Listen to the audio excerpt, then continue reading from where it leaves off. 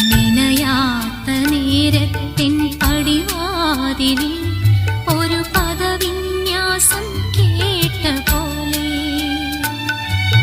വരവായാൽ ഒരു നാളും തിരിയാത്തിൻ മധുമാസം ഒരു മാത്ര കൊണ്ടുവന്നിന്നു, ഇന്നൊരു മാത്ര കൊണ്ടുവന്നിന്നു.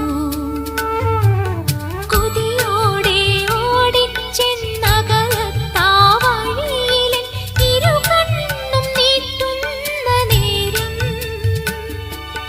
വഴി തെറ്റി വന്നാരോ പകുതിക്കു വെച്ചെന്റെ വഴിയെ തിരിച്ചു.